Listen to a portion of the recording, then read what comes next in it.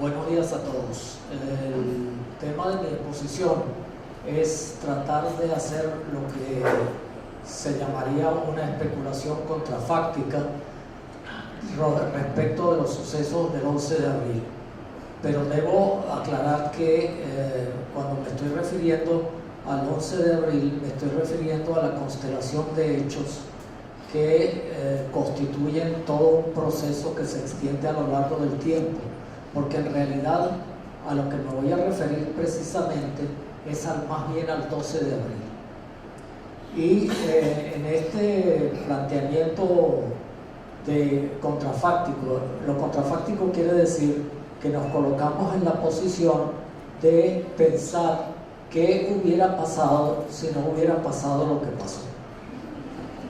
Es decir, vamos a pensar si el movimiento del 11 de abril hubiera tenido éxito, ¿qué hubiera pasado? Por supuesto, esto no va a ser una especulación puramente, porque me voy a basar en un documento que los que observamos los acontecimientos en ese momento, ampliamente difundidos, muchos de ellos por la televisión, reaccionamos. Y reaccionamos como parte de la sociedad civil. Por eso, uno de los elementos que forma parte del concepto de esta exposición o de esta reflexión es lo que llamo la disgregación de la sociedad civil. Entonces, esa exposición estaría planteada en 4 puntos fundamentales. El sentido de la exposición, que ya lo he señalado, el referirme al documento, porque en gran medida la exposición que voy a hacer va a ser una glosa de ese documento. ¿A qué me refiero cuando me refiero a la disgregación de la sociedad civil? Y finalmente la especulación, podríamos llamarla así, contrafáctica, al final de la exposición, de qué hubiera sido, dado lo que se reveló en el 12 de abril, lo que hubiera sido el triunfo del movimiento del 11 de abril. El documento es un documento que se titula, no lo voy a leer como era mi intención inicial, sino que voy a referirme a él en forma panorámica porque el tiempo no permite mayor extensión sobre el asunto. El documento se titula Un análisis o algo así de las observaciones respecto del acto de juramentación del presidente Carmona el 12 de abril en Miraflores. Ese documento analiza, en primer lugar, es un documento que yo me atrevería a decir, con el perdón del historiador Mondolfi, que tiene un valor histórico. No un valor histórico porque haya sido producto de la gente que estaba allí en Miraflores, sino que es un producto de observadores interesados en ese momento, como digo, miembros de la sociedad civil, que veían con preocupación los acontecimientos, pero no es un documento histórico en el sentido de que provenga de los actores mismos, proviene de observadores, pero yo creo, el profesor Mondolfi, que dada la simultaneidad, o digamos, la confección en tiempo real del documento fue elaborado poco tiempo después de haber presenciado el acto, tiene un valor. Y el documento se compone de 3 partes. En primer lugar, analiza la cuestión constitucional. En segundo lugar, analiza lo que podríamos llamar el aspecto social del acto. Luego se refiere a la cuestión de la repercusión internacional del acto. Y finalmente hace unas sugerencias sobre lo que debería corregirse, puesto que es una mirada crítica del acto. Y eso es interesante en lo que se refiere al papel de la sociedad civil, porque precisamente uno de los conceptos que ha sido excluido en Venezuela en esta situación política, hay muchas denominaciones y palabras que han sido excluidas. Algunas han sido excluidas en virtud de la normativa. Por ejemplo, la palabra partidos políticos está excluida, pero por supuesto los partidos políticos son una realidad tan presente, tan imponente, que esa inclusión no ha sido efectiva. El término partido político sigue siendo utilizado, aunque normativamente está excluido. El otro término que sí ha sido excluido efectivamente es el término sociedad civil. En Venezuela no se habla hoy en día de sociedad civil. Sociedad civil ha adquirido la connotación de un ente difamado, de un ente que expresa unos determinados intereses, pero precisamente lo característico de la sociedad civil es lo abigarrado y lo variado de su composición. Y justamente una de las consecuencias del acto del 12 de abril fue haber contribuido, dado pábulo y alimentado esa difamación y esa colocar al término y a la realidad de la sociedad civil como algo que ya debía estar excluido definitivamente de la discusión política y social en Venezuela. Bien, entonces, y lo interesante del asunto es que como manifestación de la sociedad civil, la misma sociedad civil que estuvo representada en Miraflores fue una parte de esa sociedad, y otra parte presenciaba con asombro lo que estaba ocurriendo. Entonces, es interesante, voy a referirme ahora a los aspectos del documento, cada uno de estos aspectos que he señalado. En primer lugar, el asunto constitucional. El asunto constitucional, por parte de esos observadores, se veía como una gran preocupación, porque ese acto tenía unas características que le daban visos de poder constituyente, pero un poder constituyente diferente al que los venezolanos que se habían socializado con los acontecimientos que llevaron al presidente Chávez al poder y la Asamblea Nacional Constituyente.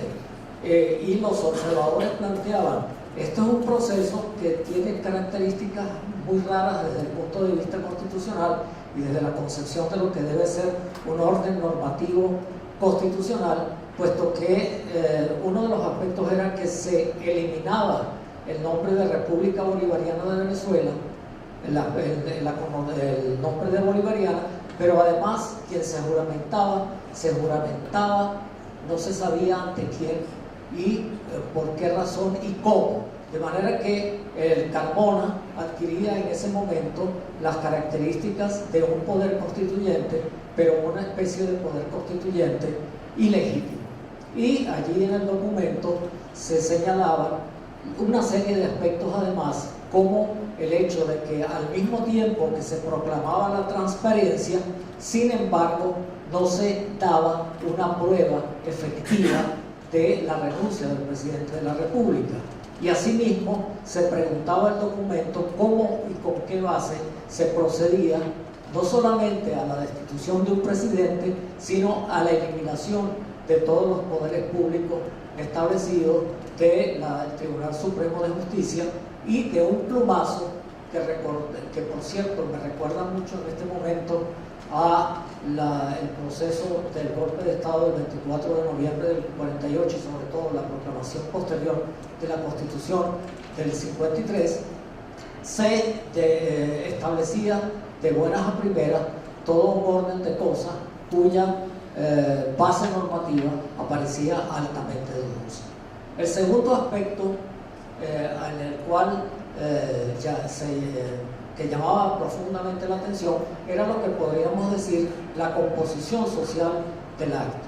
Yo recuerdo, y me van a perdonar en este momento entrar en coloquialismo, yo recuerdo que un compañero que en ese momento compartía conmigo actividades en ese ámbito de la sociedad civil, me decía: pero allí no hay ningún negro.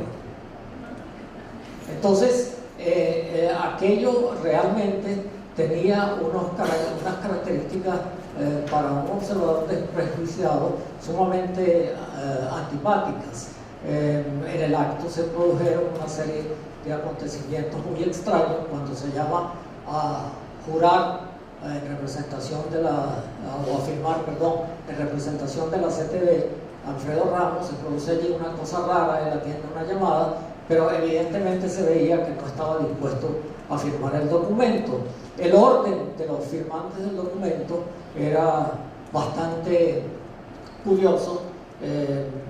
Una serie de personajes de los sectores empresariales aparecían en el primer lugar y aparecían con un papel protagónico, y todos estos aspectos configuraban una serie de irregularidades desde el punto de vista de quien hubiera querido que se constituyera un orden de cosas por lo menos normativamente sólido y fundamentado, que no podían menos que causar reserva. El tercer aspecto es el aspecto internacional. También el acto suscitaba profundas preocupaciones por las características que tenía y las repercusiones que podía tener en el ámbito internacional, puesto que estábamos viviendo y seguimos viviendo una época en que la sensibilidad internacional es muy importante para la consolidación de cualquier sistema.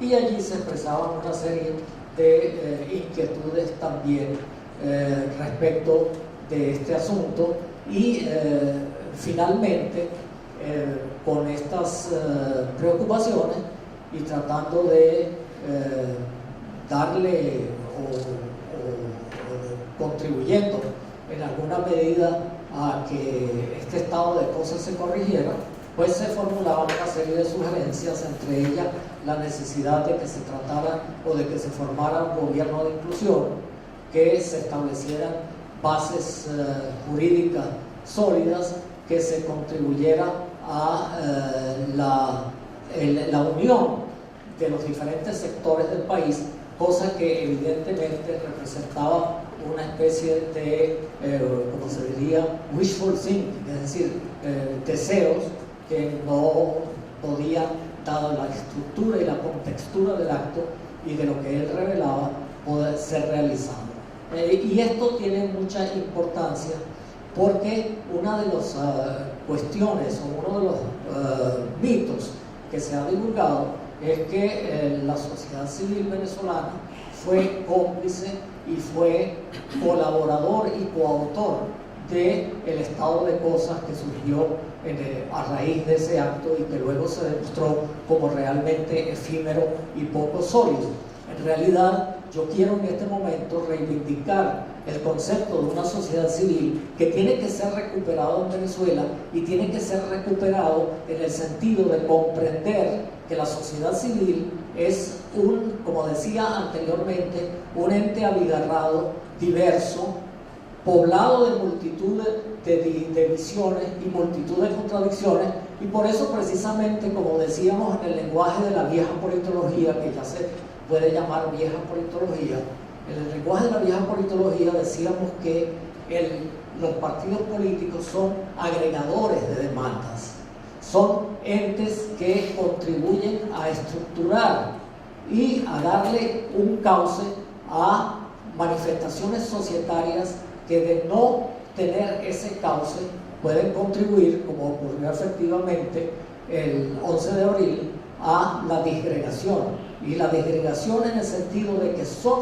unos actores los que toman el primer plano y toman el papel preponderante, y no realmente esa diversidad que es necesario recuperar en el país. Y finalmente, la especulación contrafáctica. ¿Cuál es la especulación contrafáctica? La especulación contrafáctica viene dada, creo que se deduce claramente de lo que he venido exponiendo.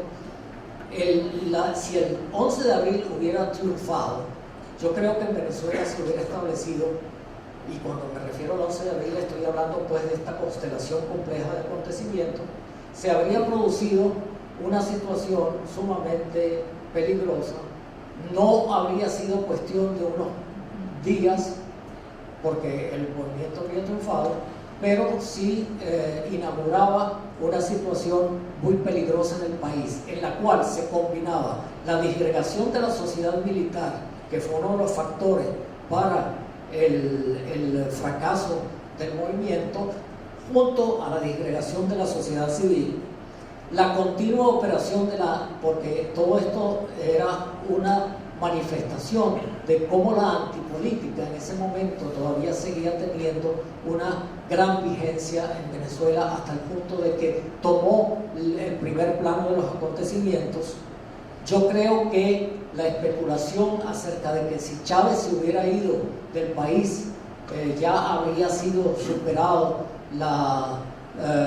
ese gran poder de convocatoria que tenía, yo creo que esa es una especulación que no se justifica, dado lo que ha demostrado ser la base social del chavismo. Yo creo que Chávez desde el exterior no habría sido inocuo como se supone, no se habría desplomado el chavismo como tal, y con esto termino. Las consecuencias de toda esta situación han sido realmente desastrosas, y una de las cuestiones que hay que preguntarse es si todavía en el chavismo en ese momento no había elementos más cooperativos y con mayor disposición al diálogo, que si este movimiento no se hubiera producido de esta forma como se produjo. Yo creo que la forma como se produjeron los acontecimientos del 12 de abril, contribuyó más bien a exasperar al chavismo y a crearle la impresión de que de ahora en adelante, de allí en adelante, a partir del triunfo del movimiento de restauración de Chávez, la paz era enemiga de la victoria. Que había que no confiar en el diálogo, no confiar en los sectores de la oposición, y esto ha ido exasperando gradualmente y en forma cada vez más intensa la polarización del país. Yo creo que si nosotros contrastamos la actitud de la oposición hoy en día con la actitud que era la de la oposición en ese momento, nosotros encontramos que se confirma esta hipótesis, puesto que la oposición ha optado ahora por vías diferentes. Los partidos políticos tienen un papel protagónico y han recuperado, por lo menos en parte, el papel protagónico que antes tenían, este papel tan necesario desde el punto de vista de la politología, de la agregación de demandas. Se ha generalizado la convicción de que es necesario lidiar con la fuerza popular del chavismo. Se ha reconocido esta realidad, se ha trabajado en el plano internacional, aunque sabemos que en el plano internacional los países no tienen ideologías filantrópicas, sino que tienen intereses, pero realmente se ha trabajado también en el sentido de convencer de que se tiene una posición democrática y respetuosa de los derechos humanos, y evidentemente de que esto sea real o no. El cambio en la posición de los sectores que hacen frente a este estado de cosas revela que había algo patológico y algo que no era provisorio para el futuro del país si el movimiento hubiera tenido éxito. Esta es mi especulación contrafáctica, que sin embargo he tratado de apoyar en algún elemento empírico. Gracias.